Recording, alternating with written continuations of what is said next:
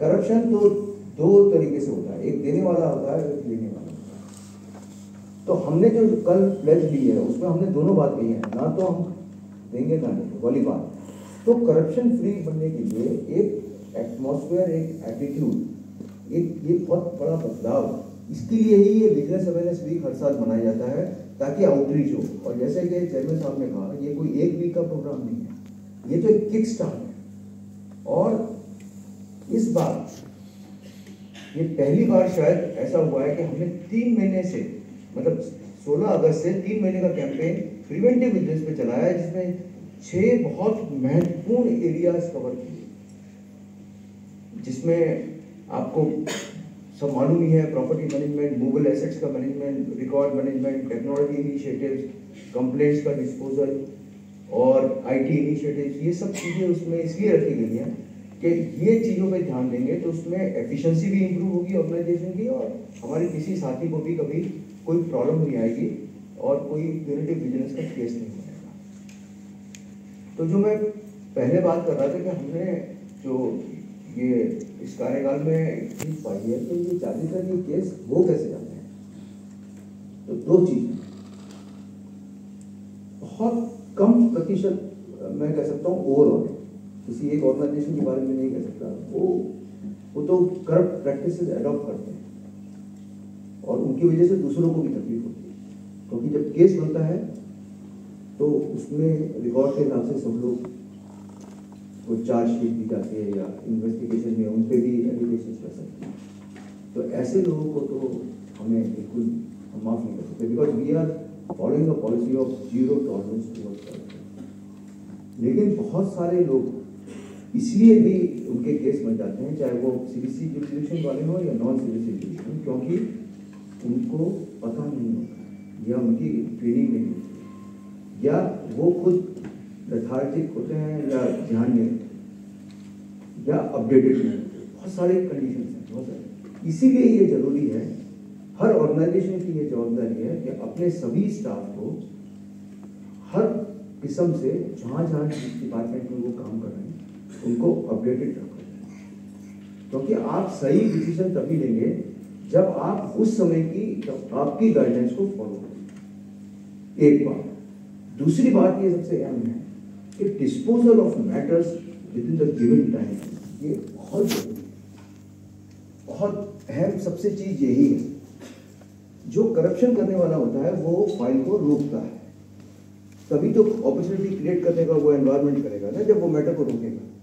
जब ये एक एनवायरनमेंट बन जाए और सब इसको बड़े अच्छे ढंग से फॉलो करें कि जो मैटर उसके पास आई है उसका एक नियमित जो समय दिया गया है उसके अंदर उसको डिसीजन देना है, वो दे दे।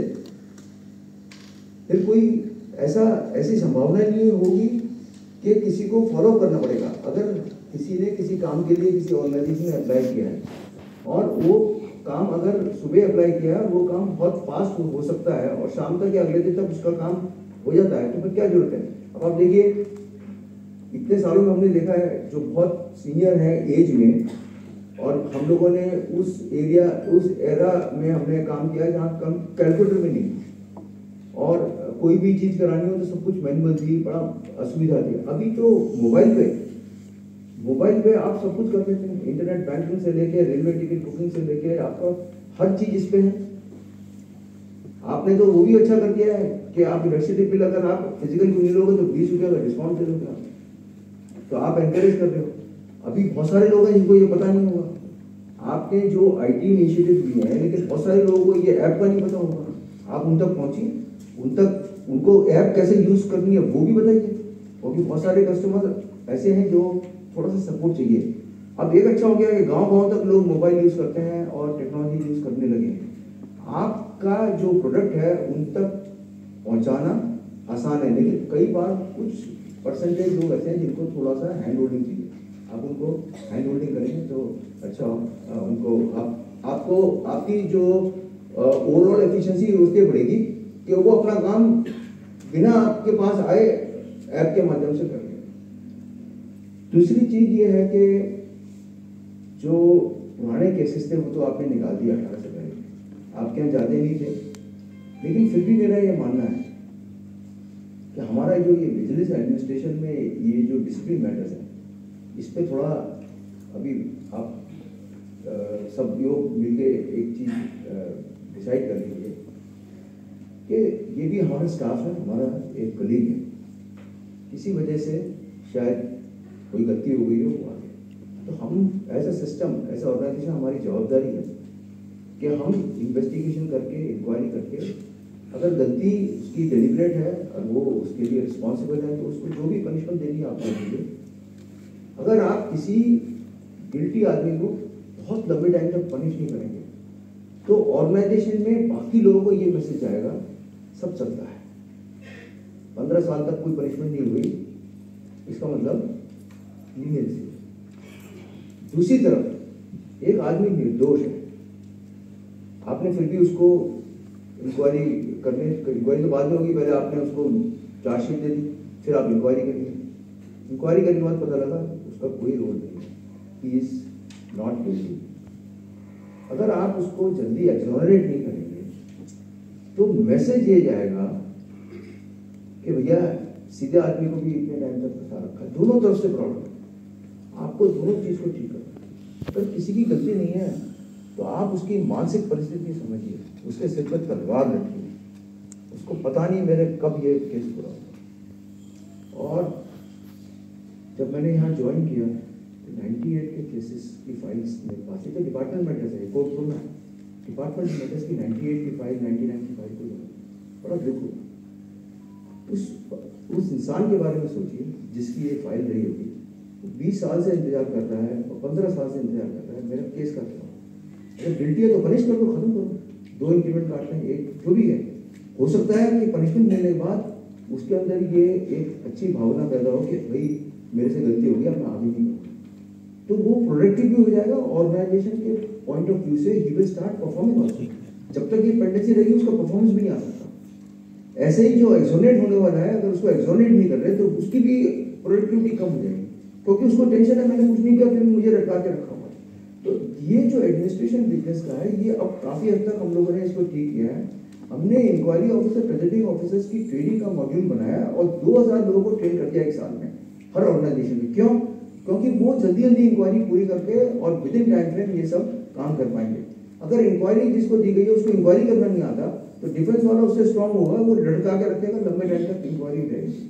तो ये सब चीजें जरूरी है। साथ में हम चाहते हैं प्यूनिटिव विजिलेंस बहुत कम, आप पार्टिसिपेटिव और प्रिवेंटिव विजिलेंस पे जोड़ दीजिए। ये है हमारा पार्टिसिपेटिव और प्रिवेंटिव विजिलेंस जो हम कर रहे हैं। 6 एरिया में हमने 3 महीने का कैंपेन किया है, सिस्टमेटिक इंप्रूवमेंट कर रहे हैं, टेक्नोलॉजी ला रहे हैं, ये सब प्रिवेंटिव विजिलेंस की तरफ हम जा रहे हैं। इससे क्या होगा, एक तो ऑर्गेनाइजेशन की आपकी जो इमेज है वो इम्प्रूव होगी, केसेस भी कम होंगे। साथ में क्योंकि आप तो यहाँ पर ही कार्यरत हैं एनडीएमसी में, लेकिन एनडीएमसी में तो आप दिल्ली ही रहेंगे, तो हमारी तरह तो भारत भ्रमण आपका हो नहीं पाएगा।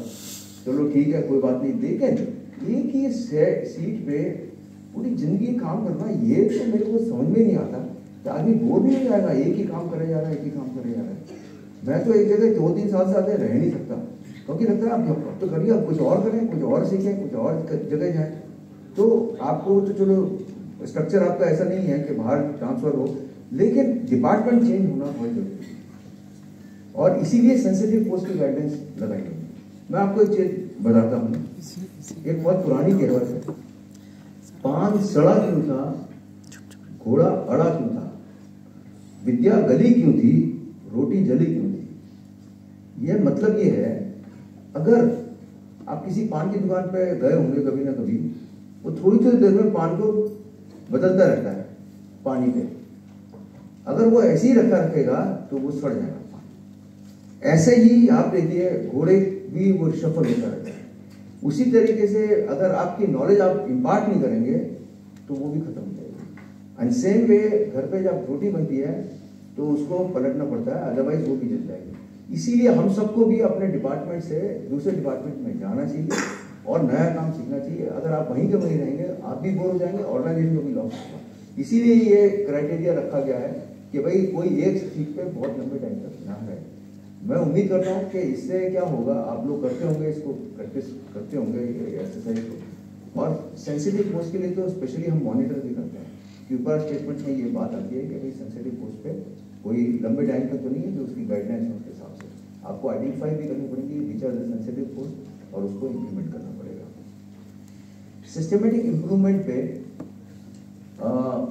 देखिए ऐसा है, अगर आप फीडबैक लेंगे अपने कस्टमर्स का, जो सिटीजन्स का, तो जिस लेवल पे भी आपको लगता है कि अगर ये चीज़ करी जाए तो और अच्छा होगा, उसको एस्केलेट करिए। We should reach out to the people to know what they want. हाँ, प्रोडक्ट किसके लिए बना जाता है? कस्टमर्स के लिए। तो जब प्रोडक्ट आप कोई लॉन्च करते हैं कस्टमर्स के लिए, तो लॉन्च करने से पहले एक अच्छा तरीका ये होता है कि आप उसको कस्टमर्स से अलग अलग सेक्शंस ऑफ कस्टमर्स से, बहुत ज़्यादा पढ़े लिखे कस्टमर हैं और जो कम पढ़े लिखे हैं, अलग अलग सेगमेंट में उनका फीडबैक लेके, ताकि उस प्रोडक्ट का मैक्सिमम एडवांटेज कस्टमर्स को हो। लॉन्च करने के बाद चेंज करना मुश्किल होता है। तो ये सारी चीज़ें पैशन एंड कमिटमेंट की आती हैं। जितने आप पैशनेट होंगे अपने काम में, उतना आपको अच्छा रिजल्ट मिलेगा, उतना ही सेटिस्फैक्शन मिलेगा। हम पूरी ज़िंदगी जब ज्वाइन करते हैं नौकरी, तो रिटायरमेंट तक काम करने के लिए नौकरी ज्वाइन करते हैं। ज़्यादातर लोग, बहुत कम लोग हैं जो छोड़ते हैं, इसी में रहते हैं।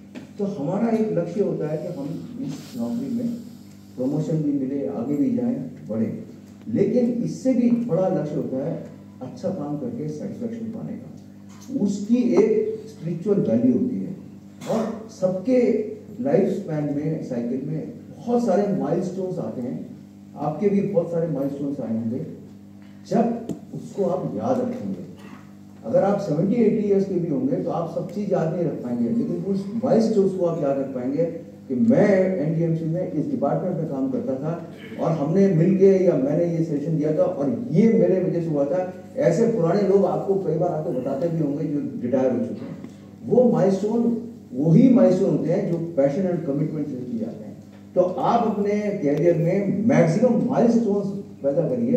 अगर कोई मुझे पूछे, मैंने तो 4 बैंक में काम किया, रिटायरमेंट के बाद 9 ऑर्गेनाइजेशन में काम किया, अभी यहाँ पे आके काम कर रहा हूँ, तो हर ऑर्गेनाइजेशन के कुछ ना कुछ माइलस्टोन्स दिमाग में हैं और हम उसको शेयर कर सकते हैं, याद कर सकते हैं। कुछ सेटिस्फैक्शन देता है कि लाइफ में ये काम किया, और हर एक के लाइफ में माइलस्टोन्स होते हैं। तो आप जो है अच्छा काम करके उन माइलस्टोन्स को बनाइए। Number of milestones should be very high. And team work, कोई भी काम बिना सबके सहयोग से नहीं होता है। तो अगर आप ऑर्गेनाइजेशन को आगे ले जाना चाहते हैं, लोगों को हेल्प करना चाहते हैं, तो team work is very very important. When we work as a team, targets can be achieve much easier. Please see that the people who are very young in the organisation, उनकी mentorship, उनकी hand holding, उनकी training, capacity building. कोई ये सोचे भी मैंने तो 25 साल नौकरी कर ली, मैं तो सक्षम हूँ, कभी एंड नहीं है लर्निंग का। क्योंकि एनवायरमेंटल चेंजेस इतने फास्ट हो रहे हैं, टेक्नोलॉजी इतनी फास्ट चेंज हो रही है। आज आप खरीदिए एक आईफोन, जो भी लेटेस्ट है 14 या 13, आई डोंट नो, अगर आप लेंगे और 2-4 साल बाद वो भी फोन आपका पुराना हो जाएगा, क्योंकि कुछ और आ गया होगा। तो लर्निंग ये सब कंटिन्यूस प्रोसेस है। आप अपने आप को अगर अपडेटेड नहीं रखेंगे तो आपको ही प्रॉब्लम हो सकती है कि आपने कोई डिसीजन लिया, आपने ऑनेस्टी से काम किया, लेकिन डिसीजन गलत था, तो डिफेंड करना मुश्किल होगा। साथ में एक चीज और भी कहूंगा, कोई भी डिसीजन जब आप लेते हैं तो वो जुडिशियस डिसीजन ना सिर्फ डिसीजन होना चाहिए, it should be justified on your records also that why that decision is taken.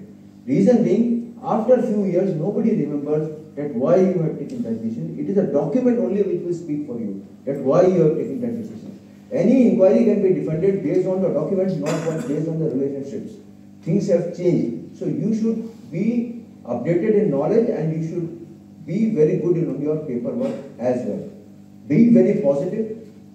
कुछ लोग होते हैं कि वो डर के मारे पेन ही नहीं खोल रहे या डिसीजन नहीं ले रहे, that is also wrong.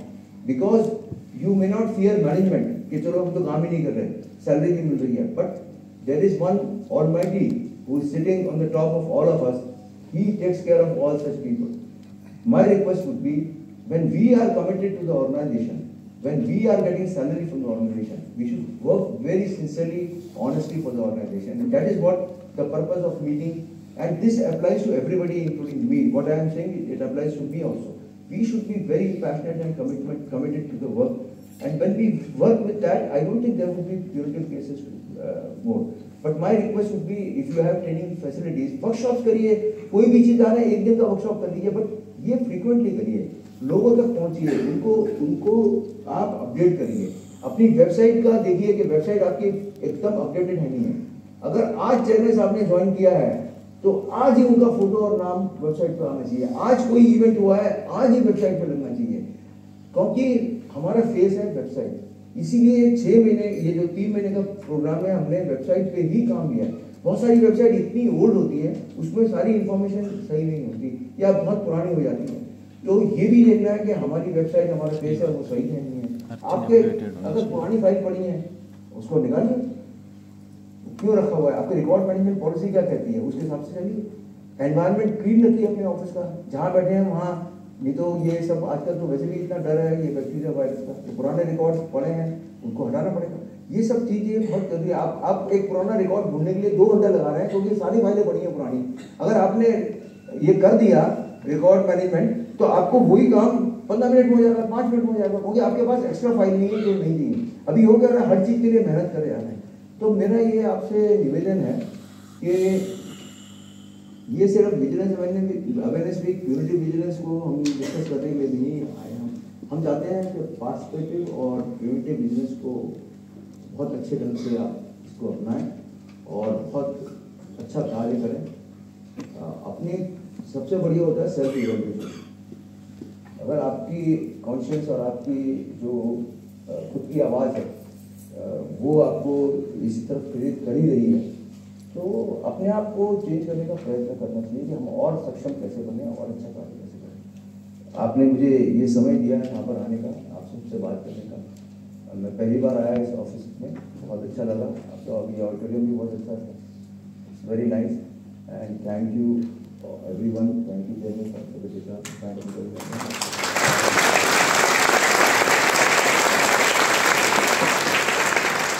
अंत में मैं सिर्फ यही कहूँगा, हम गुजरातियों का तो नया साल शुरू हुआ है दिवाली के बाद मिलेगी, तो आपको बहुत बहुत शुभकामनाएं। आने वाले वर्ष में बहुत अच्छा काम करें, खूब नाम करें।